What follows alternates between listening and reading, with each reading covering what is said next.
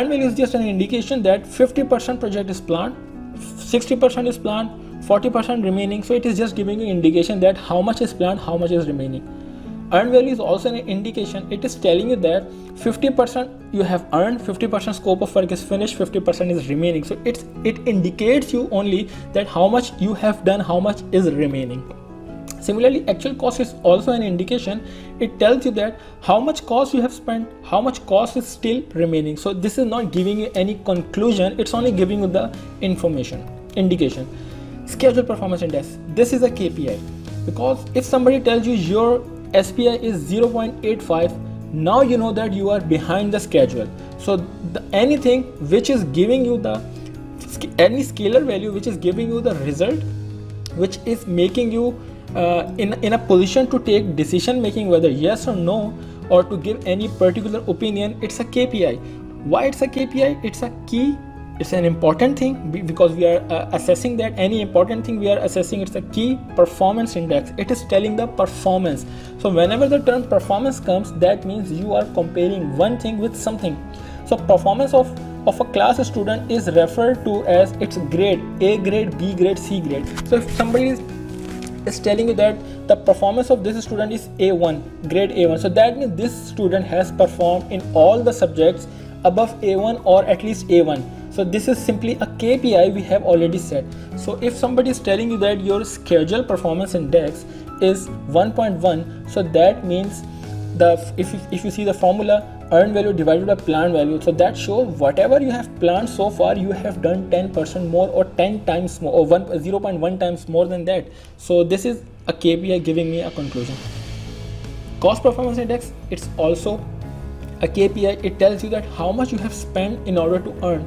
If my CPI is 0.9, so it tells me that I have spent from my pocket $1 and I have earned only $0.9 against that. So I am losing $0.10 means $0.1 in every dollar I am spending.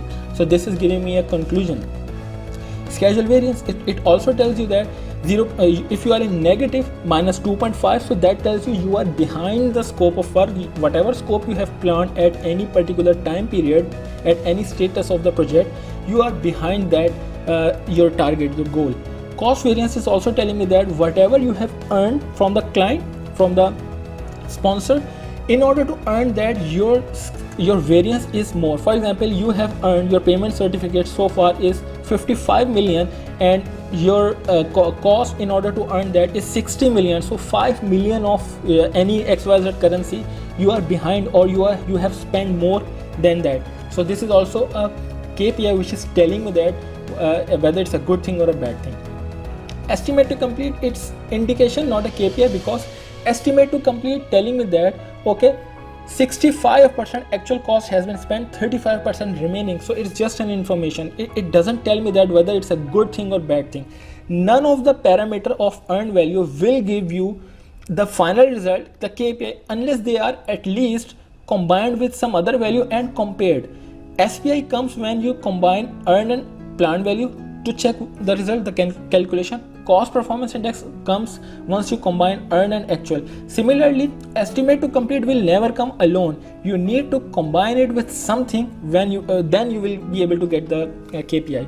So let's see the estimated completion. It's a KPI because if you are standing at 35% duration of the project, let's say 35 days has gone, 65 days of the project remaining, and at that point you came to know that the budget which was 100 million now is going to be 105 million. So that means at 35th day of the project you knew that 5% or 5 million will be overspent. So this is a KPI. This is telling you that you need to do something in order to control that. Variance is also a KPI. It's telling me that how much it is quantifying the impact, that how much you are going to be above or below the budget. So 5 million in our example case. To complete performance index, this is also a KPI. This is telling you that whatever you have done so far, based on the information, based on the data of current status, what we need to do in order to bring the project back. It can be to bring the project in profit again. It can be to bring the project at least in the same position which is our budget, no profit, no loss, or it can be at least minimize the cost impact, minimize the losses whatever the time period is remaining. So this is also one of the KPI to perform.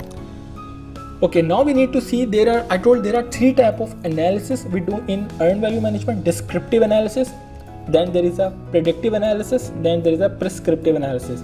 So now we need to establish an understanding that which one is the descriptive KPI, which one is the predictive KPI, and which one is the prescriptive KPI. The term descriptive, it's already describing me that it is related to the past. It is describing something, so that means this is a descriptive KPI, it telling you the past thing. So SPI is a descriptive, which tells you that so far 0.85 SPI means you are so far 15% behind the schedule. Cost performance, it's also a descriptive. Variance, schedule variance, it's telling me what has happened in the past, So if I go here, estimated completion, this is a predictive. It is predicting that as of today, whatever has happened in your project, if the same trend is followed, or if even not the same trend is followed, what is most likely going to happen in the project. So this is predicting the future value. This is also the predictive analysis. It is telling me that okay, in the future this might be going to happen. This is a variance you might get in your project. So we have seen so far descriptive analysis, descriptive KPIs, predictive KPIs, and the third one is the prescriptive KPI. So once you come to know the predictive KPI, it can be a good value for you, it can be a bad value for you. Let's say your predictive KPI tells you that you will be overrunning 10% of the project budget once the project is finished. So prescriptive KPI, now being a project controls, project manager, being the authority, you need to take decision in order to bring the project back. So prescription is always done for the betterment of project. So we need to set the goal, what is the betterment of project. So the sooner, the earlier, the quicker we do all these analysis, the most frequent way of doing means if you do it's like at least monthly values. The most frequent you are doing, the better analysis you will do, the better decision making you will do for the betterment of project. So if I'm doing a prescriptive analysis, when the project duration is 95% finished, only let's say 2 months remaining, and I happen to found that I am going to overrun 15%. So what do you think? Can I control the project? Definitely I cannot set my goal to bring the project back into profit, because only 2 months remaining, majority of the work is done, only small amount of work is remaining. So what will I do? I can try to reduce the impact, I can try to bear as minimum impact I can. So this will be my goal. If I am doing this in the start of the project, so I can set my goal according to that. I can say okay, my project is going to finish 15% more, I need to do something.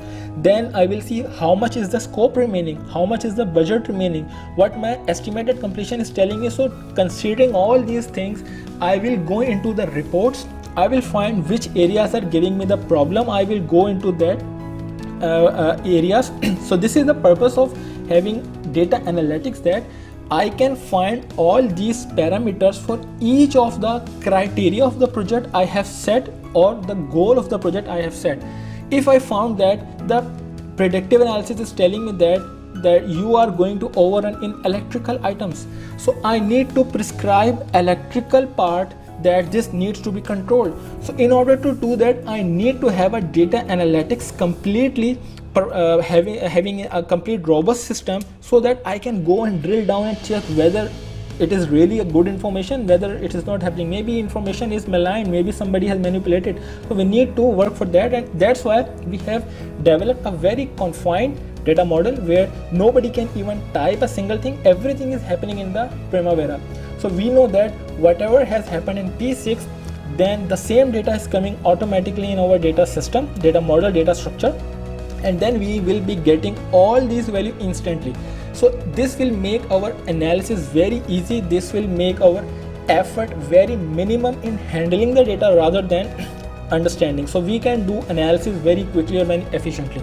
So then we will be setting our goals to prescribe for the betterment of project. So that is basically the concept, that why we need dashboard, what type of dashboard we need, what type of reports we need. we will set the criteria, because criteria is a subjective thing. Anybody can set any criteria. For some project, let's say 6% profit is the criteria to prescribe the control of the project. So we need to always keep in mind that whatever is happening, we need to always bring the project under 6% profit. It also depends whether you have included your profit in the calculation or not, whether you are using cost baseline or the price baseline which you have sent to the client. So all these factors are subjective, but the important thing is that in every project, criteria, whatever criteria you are using, these values will always be same. Means the KPI will always be SPI in any project. It is telling you what was planned, what is earned.